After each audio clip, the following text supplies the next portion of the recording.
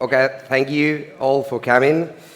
Let me introduce, when I introduce someone that I am an entrepreneur, always I receive the same question. Do you have another work as job as well? Do you have an office? And with the idea that, whoa, so professional, and also, what's your plan B? No, what's if the things is not going well? What are you doing? What are you going to do in the next time? And that's the questions that we are not facing, and the questions that we need to face are: how are you? How are you facing these problems? How are you finding your motivation with these problems? Because the entrepreneurship is highly related with the mental health. Why? Because the reason that we are learning with challenge and challenge that normally are with high uncertainty and a lot of situations that we don't know how to manage. Also, in fact, there is a recent study of the University of San Francisco that reports that 72% of the entrepreneurs interviewed report mental health issues. And it's highly related, as I mentioned, with this. And that's the reason that we are here to manage and to approach what's the mental health and how we can approach. As you introduced, let me start with you, Carlota. What do we know and what we are learning about the current situation that we are living? And because what are many difficulties with our entrepreneurs that we are talking a lot in the US, but what's the situation in Spain and also in the rest of Europe? Okay. Well, I can talk a bit about Spain. We are working from Ancla.live. We are working about that intersection between entrepreneurship and mental health. Why is that? Well, because we have a huge problem and nobody's talking about it. So what we have done there is we have created a non-profit created by entrepreneurs, very well-known entrepreneurs in the country, for entrepreneurs. And the reason behind this is that we, the founders, we are like 14 founders, we have gone through mental health issues along these 7 years, and now we know how hard it is, and the situation is that nobody wants to speak about that. So once we have gone public about this and we have created Ancla, many entrepreneurs have come to us. So what we can say now, after have been doing some research with our entrepreneurs, is that the amount of chronic stress, anxiety, and depression they are managing with is super high.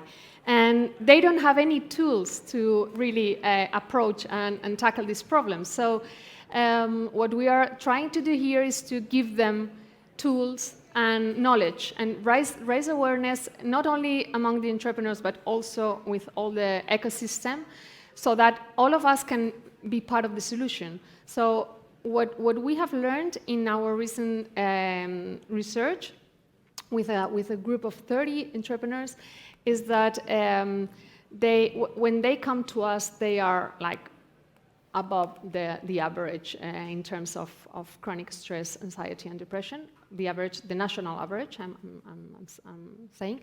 And what we have discovered is that all those things that make us feel well in our lives, like emotional bonds, good personal habits, good sleeping, good nutrition, all that is far below the average, far below the average. And those things that really make it more complicated, like tobacco consumption, alcohol consumption, drugs consumption, are far above. So now we are starting to really understand that these people are working under such a huge amount of stress without any tools that it's almost impossible to have a healthy life like that. So first thing, talk about the issue.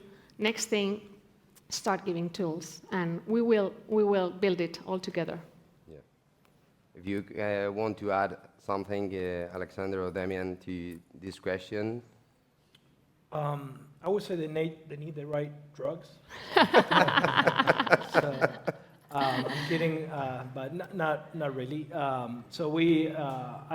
run a company called New Life. We have pioneered the at-home psychedelic therapy in the U.S.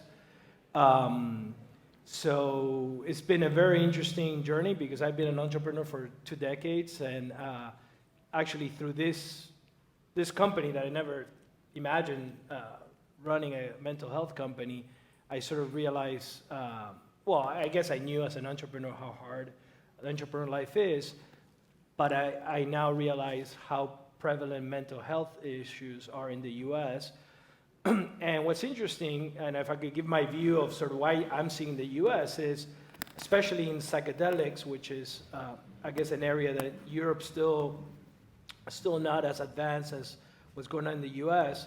What we're seeing now in the US is companies offering psychedelic therapies as a benefit, a company benefit. I'm not talking about little companies, I'm talking big companies, right? Like big banks, because they realize that a lot of their employees are suffering, and some of these therapies work very well and much faster than other alternative therapy or other traditional therapies. So that's an interesting aspect. And this weekend on Bloomberg, there's actually an article about companies doing corporate offsites with ketamine therapy for the executives, right? Where they all get together and have almost like I don't know how many of you have been in the forest doing ayahuasca, but an ayahuasca ceremony, but in a much more clinical and controlled setting with legally prescribed drugs, which could help to unlock not only individuals' issues, but also as a group, right? Because sometimes a company is like a family, and we have trauma, dealing with it. So that's a little bit of what I think could be interesting from the European perspective, because like I was telling you, he asked me, when are you guys going to Europe or Latin America? And I said, look, what we do is very unlikely we'll be able to be exported, because we literally ship controlled substances in FedEx or UPS to people's homes, which is incredible that you could do that, but we've already done it 100,000+ times. And we have super high effectiveness and safety and all that. I just don't see that happening in other territories for many reasons, but I do see traditional hospitals and traditional behavioral health companies sort of embracing these type of therapies, and maybe we could be a partner to them. So I think we'll see in the next 2 or 3 years, especially as MDMA, I don't know if you guys know MDMA or ecstasy, and psilocybin become actually legal in the U.S. Under the FDA.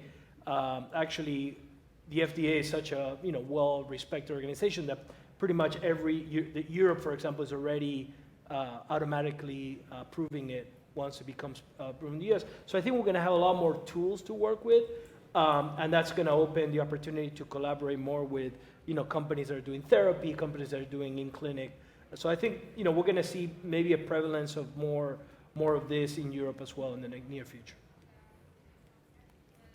Yeah, from my perspective, and going back to your question, Gonzalo, I don't think it depends on the geography itself. I think that as an entrepreneur, whether you are in the US, in Spain, in Italy, or in Germany, at the end of the day, you go through a lot of ups and downs. And as Carlota mentioned, I don't have the experience that you have. I'm only an entrepreneur since 5 years, 6 years. But it's quite tough, right? So you at the end of the day, you don't have an umbrella above you covering, like when you're an employee or you're working for a big corporate, like I was before, right? So this, of course, has an impact into your mental health, definitely. And many times I think, Carlota, you said something very important. It's about like habits and good habits. And many times you just put yourself aside And that's probably the biggest mistake an entrepreneur can make, because at the end of the day, you need to be there. You need to have a good mental health. You're the one running the company. You're the one taking decisions. So taking care of yourself, and of your mental health, it's also about taking care of your whole company too. So not much else to add. I would say that, again, I've gone through stress, anxiety, etc., and as many other entrepreneurs. Yeah, totally. And I like a lot the project of Ankla Life. For example, I've been following you since quite a few years. I think I've been one of the first newsletter subscribers. And yeah, you're very much focused on an entrepreneur, and I really like the job you're doing. Thank you. With this, I would like to focus or to address another question. That's there are a lot of entrepreneurs and people that works in startups that don't think that the mental health is important, no? Because we are always focused on the KPIs and on the objectives that we have to address, because you have some deadlines and you need to focus here. But I think it's a huge mistake, and the best example is that we are here in the South Summit in one of the biggest events of entrepreneurship, talking about mental health, no?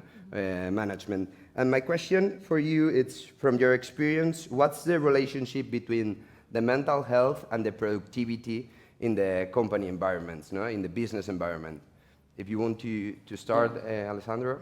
Yeah, I think it's very much related. Of course, you need the problem of mental health and productivity is that you need some time to see the results, right? And I think many companies are very short-term focused. It's like just doing like an example. Sometime yesterday someone was making the comparison between mental health investment and brand marketing investment or performance investment. The performance is going to give you a top line impact very quickly. But in the long run, it's not going to give you a competitive edge sometimes. Of course, this is someone that wanted me to buy more brand marketing. But I think it's pretty much the same. Again, like investing in brand marketing, it's investing in the long term. I think investing in mental health, it's also like seeing an impact not in 1 month, but probably like in 6 months, 1 year time. And that's pretty much what we see from the partners that work with us. I mean, today here in Spain, we work with insurance companies like Cigna, Generali, so also some tech company like Personio, Job and Talent. And going back to your question, right? What does it has an impact on productivity? Yes, it does. I mean, what is productivity? Productivity at the end of the day is the amount of hours that someone can work, right? And there is a study here in Spain that more than 40% of the sick leaves are related not to physical issues, but rather to mental health issues. And with the partners that work with us, we clearly see this impact, and we can calculate a return on investment, right? So apart from the therapy chat return on investment, there are also some studies like Deloitte. They release like every year a very nice study which is called Mental Health and Employer, and they clearly state that for every euro that you invest in mental health, you will see 5 euros back in return. In what? Productivity, again, lost working hours, motivation of your team, retention of employees, and also like attracting new talent, right? There are companies that, again, are using therapy chat that are even putting in their job description, you have therapy chat as a benefit, right? And that's, I think, just to close the question, there are still too many companies, I think, too short-term focused, but every year we see more in therapy chat, we see more company looking in the long term, and this makes us grow and, of course, very happy. Thank you. Damien, do you want to add? Yeah, so I have, I mean, again, I can speak about the US, I don't know about Europe, but the US is fucked up, you know, in mental health, and also, you know, in the corporate world, you know, as you all know, it's a lot different than in Europe, from vacation time and break time and all that. So a lot of people are burnt out over there, and it's again one of the reasons that there are right now, you know, big companies trying to find new ways to help their employees, and some of them don't have all, you know, sometimes traditional methods take a long time, so that's why they're looking for an alternative. But I would say the biggest thing that I'm seeing is, and at least what I'm personally passionate about is that, and what I learned so far is mental health the traditional mental health paradigm is broken, right?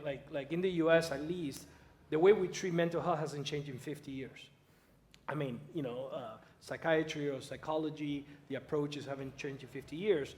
And now, there's obviously a lot of new research showing that there's really no such thing as mental health. It's like your entire body needs to be taken care of. So I think one of the things that we're seeing is, programs that are sort of more holistic in approach, that not only, try to tackle sort of the person's mental state, but also, everything about the person. And that, that sort of will lead into a more healthier, balanced life, that will lead into more happiness, and more fulfillment in life, that then would also translate to work. So I think that's a little bit what we're seeing ourselves, and also is what we're trying to do, generally speaking, as a solution, and try to promote it, even in the traditional mental health space, because most psychiatrists in the US, again, are extremely frustrated that the solutions they have don't work. I mean, they don't want to give someone a pill for the rest of their lives, right? Or in some cases, talk therapy is taking too long. And sometimes it's not too long. Suicide rates in the US are skyrocketing, especially some populations like we deal with, like veterans, like we have a lot of PTSD with suicidal ideation. So I think, to answer the question, I think a more holistic approach will lead into sort of happier human beings, and those would, yield, more productive or more fulfilled people in their roles. And especially as we deal with things that are coming, obviously everybody here is probably aware of AI and sort of all the nervousness that is around AI today in the workplace. So I think having someone that is more fulfilled and accepting of who they are and their role in life would lead them to actually be better and more, productive people at work. Yeah, I do totally agree with you. And even though in Europe we have a better welfare state, we are also fucked up. Yeah. So I think that it has a lot to do on how we are while we are working, and how companies are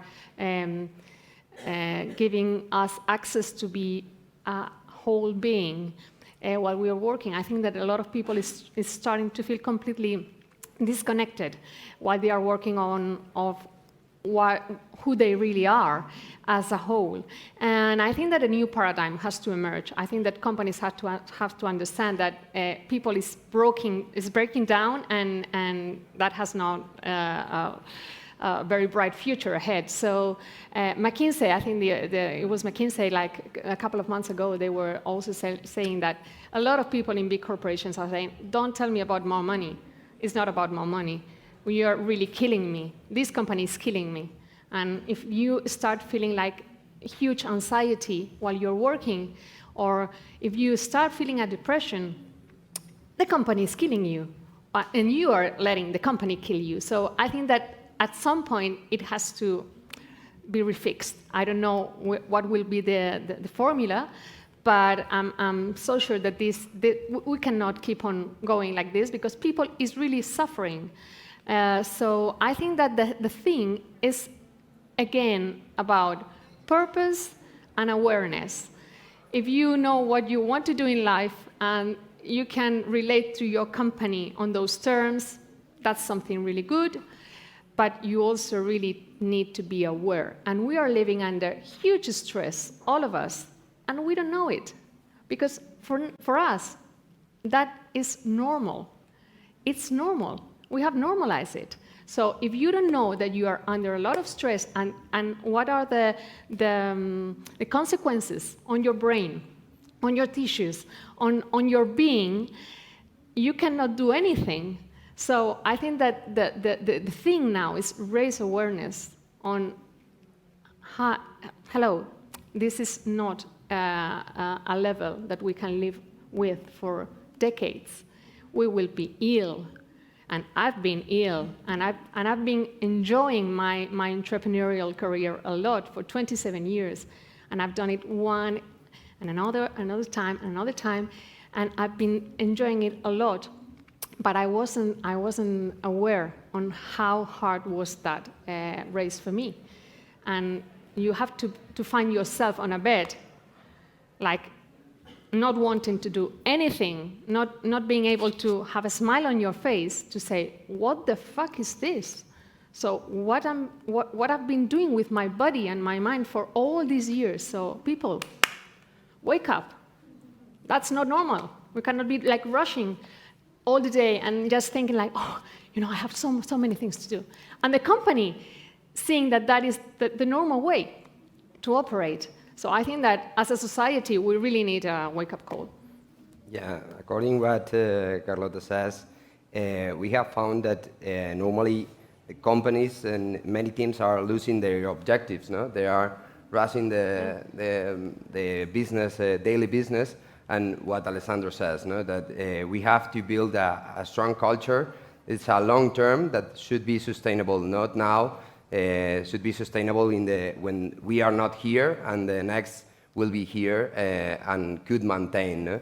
We have seen that the coaching with a report done by ICF improved the productivity because of this, no? Because focus on the objective and people left the company and others stay but says, okay, I want to move to another position or I need someone more in my team and improves between 25 and 30% the productivity. But this is because the people realize what they need and they put as a chain, no, and push to move on. Let me ask you the last question, because if you want, we can give them 5 minutes or 3 minutes to a Q&A. What's a piece of advice that you can share with all of this audience to maintain long-term strategies in terms of mental health? And how, like, one thing that all of the people that are here could say, okay, my idea, or I'm going to start tomorrow doing this, or this afternoon doing this. Do you want to start? Okay, well, nothing new under the sun. I'm sorry. No magical formula.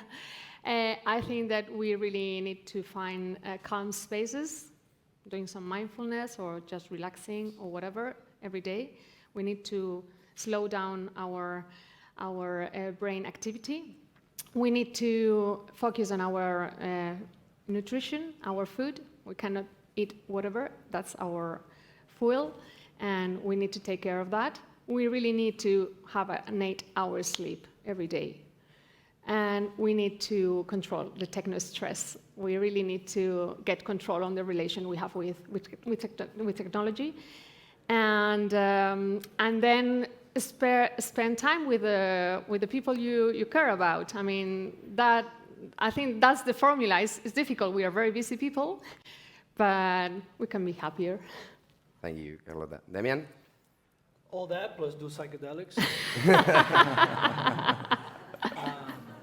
But kidding aside, I mean, look into the science of it.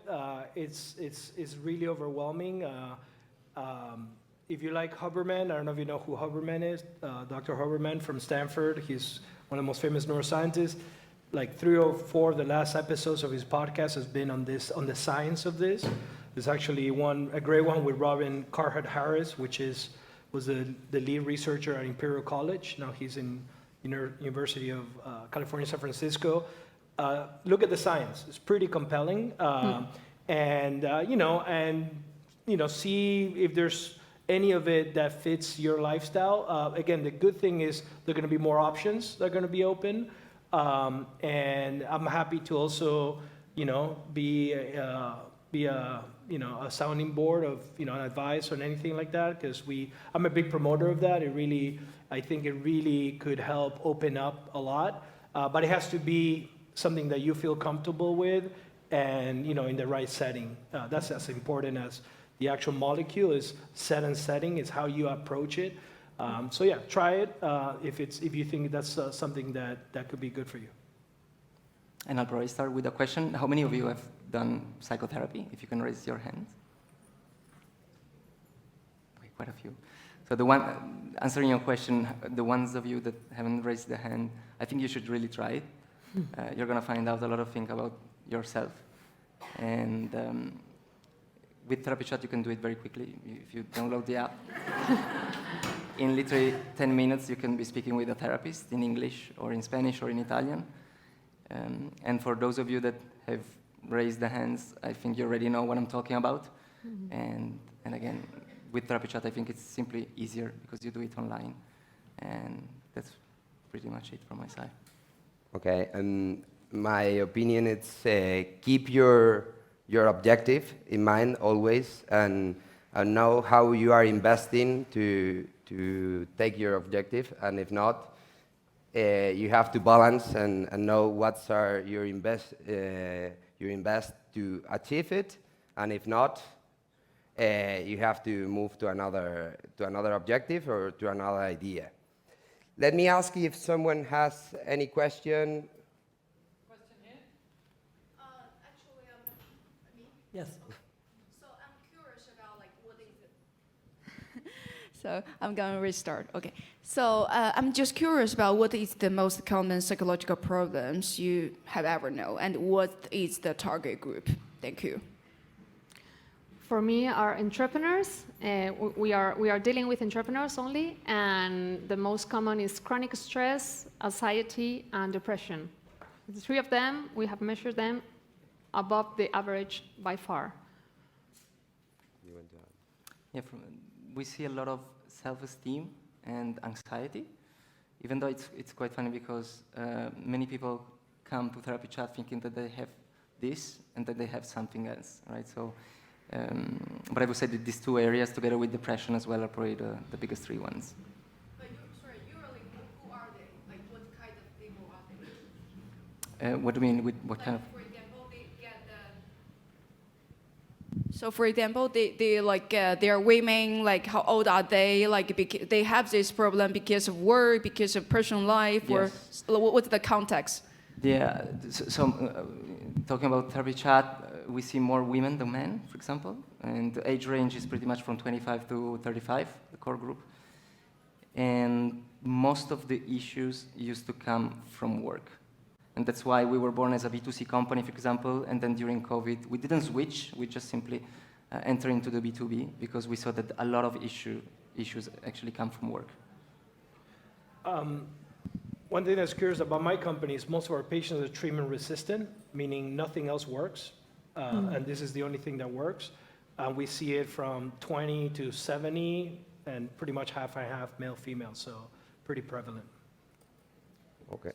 One quick question here. Sorry, it was you actually. Sorry, yeah. Just quickly, and then we'll wrap up on that. Hi everyone. Great job. I'm just curious because I think a lot of us here have suffered from burnout, right? Or might be going through burnout. And I think that a lot of us just say like, or we hear, just stop working, like stop working, don't take too many hours. But I'm curious, you talked about the symptoms, but usually what are the reasons why we get this burnouts, right? Like, is it just because like we put in too much work, or I think there's other reasons behind it, right? Like, how can we identify what is going on that is triggering this burnout? Yes. I think it's because people lose the objective, what I told before, no? That you lose what you need, and you are putting more effort than your revenue. It's like a function that your profits start going down because you are putting some energy in things that are not going to the real objective or what you need for you or even for the company. I think it's my point of view. Yeah, I would also add that for entrepreneurs, we are like marathon runners on flip-flops. So, hello.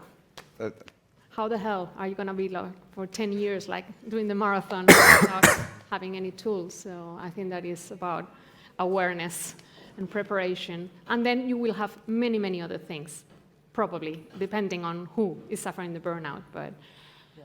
Perfect. Thank you, guys. Thank you. Any other questions, please, do connect with them. the speakers. Thank you guys for a you. brilliant engagement.